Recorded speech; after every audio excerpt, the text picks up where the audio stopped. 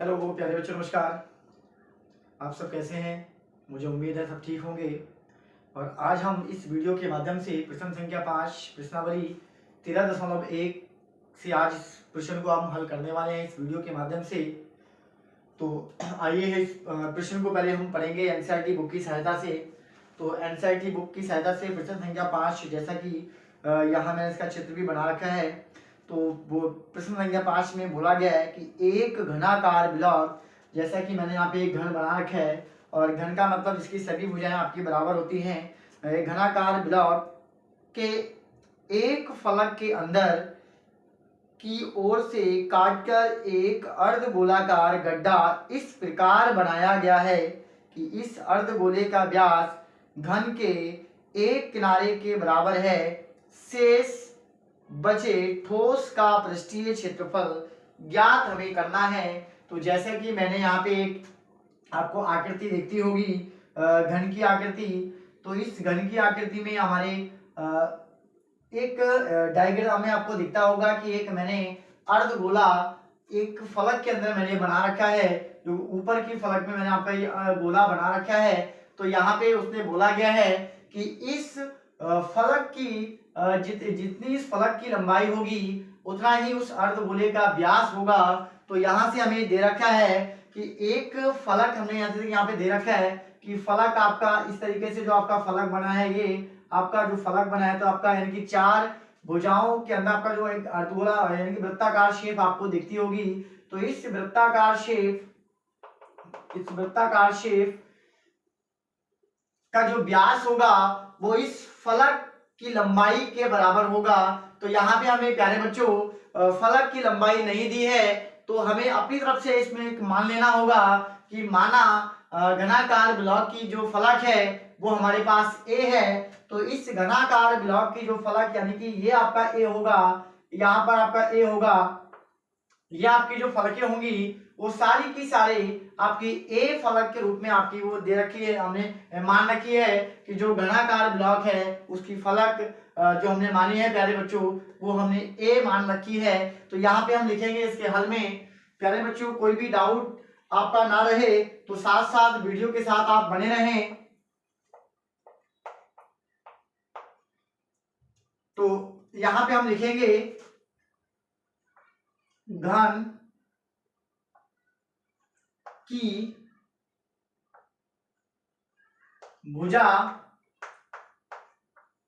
प्यारे बच्चों जो हमने लेट किया है मतलब माना है, तो भुजा हमारे पास प्यारे बच्चों हो गई ए, और ए आपका मीटर है, सेकंड सेंटीमीटर। तो यहाँ पे लिखेंगे ए सेंटीमीटर। हमारे पास इसकी जो फलक है एक घन की वो हमने मान ली है आपकी ए है। अब लिखेंगे आपका अर्धगोले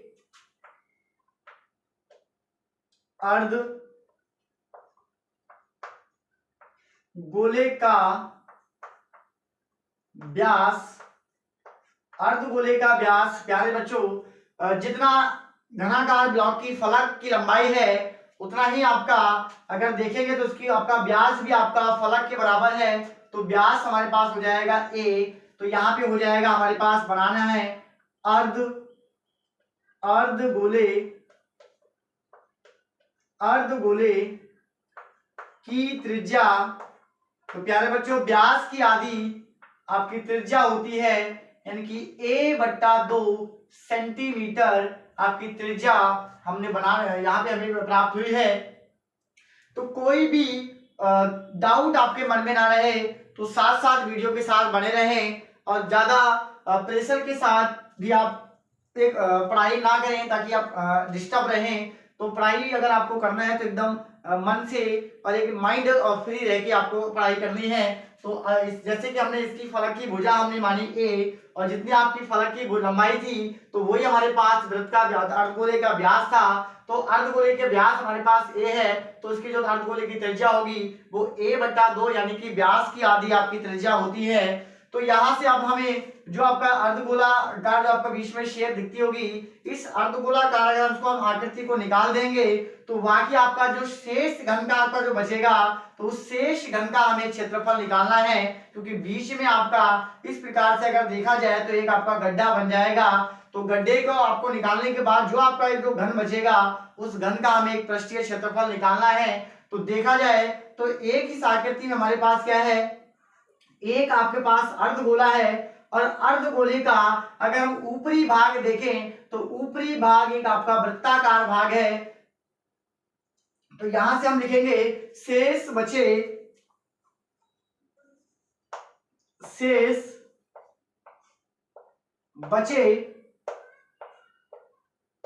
ठोस का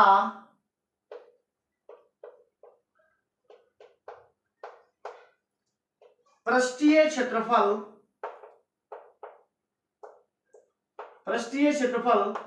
तो प्यारे बच्चों यहाँ पे जो आपका आकृति जो बनी है आपकी ठोस, उस ठोस में हमारे पास एक घन है और ठोस के अंदर एक आपका अर्धगोला है और ठोस के अंदर हमारे पास एक वृत्ताकार शेप जो आपका अर्धगोले के ऊपरी भाग पे आपका लगा है। तो यहाँ से हम ठोस में जो आप जोड़ेंगे एक आपका घन का क्षेत्रफल प्लस हम करेंगे अर्धगोले का क्षेत्रफल और इसमें से प्यारे बच्चों माइनस हमें करना होगा जो वृत्ताकार भाग आपका अर्धगोले के ऊपर है, इस भाग को हम प्यारे बच्चों माइनस करेंगे। तो यहां से हमारे पास घन का क्षेत्रफल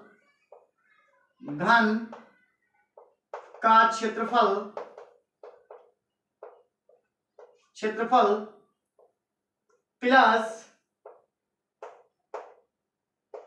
अर्धगोले का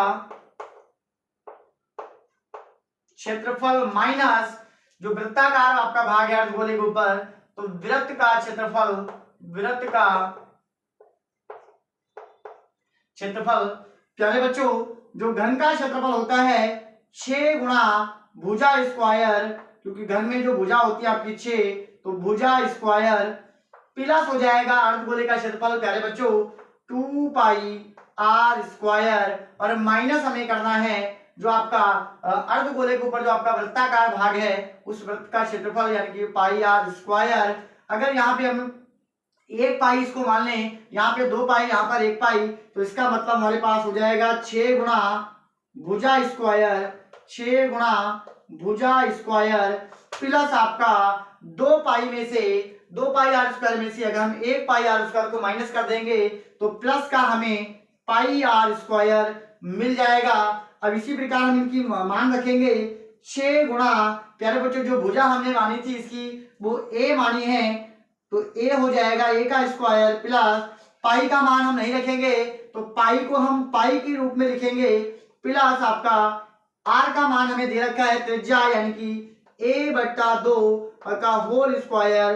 तो यहां से हमें मिल जाएगा 6 और a की पावर 2 प्लस हो जाएगा पाई और यहां से गुणा में आपका आ जाएगा a स्क्वायर और 2 दूनी 4।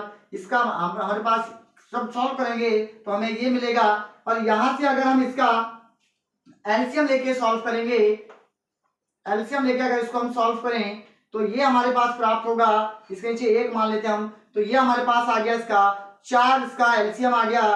तो इसका अगर हम क्रॉस मल्टीप्लाई करें तो 4 की अगर 6 से गुणा करें तो 6 चौक 24 a स्क्वायर प्लस पाई और आपका साथ में a, तो पाई a स्क्वायर। तो अब हमें जो भी क्षेत्रफल निकल के आएगा तो ये आपका शेष बचे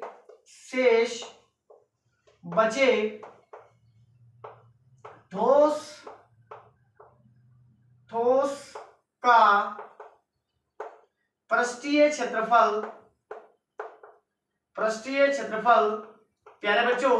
तो यहां से अगर देखें तो हमारे पास दोनों कंडीशन में आपका a स्क्वायर सेम है, तो a स्क्वायर को मैं प्यारे बच्चों कॉमन ले लेता हूं, तो यहां से हमारे पास a स्क्वायर कॉमन आ गया, बचता है ब्रैकेट के अंदर 24 और बचता है आपका पाई, तो 24 प्लस पाई और नीचे है प्यारे बच्चों इसके आपका 4, तो ये आपका हो जाएगा इस प्रकार सेंटीमीटर स्क्वायर।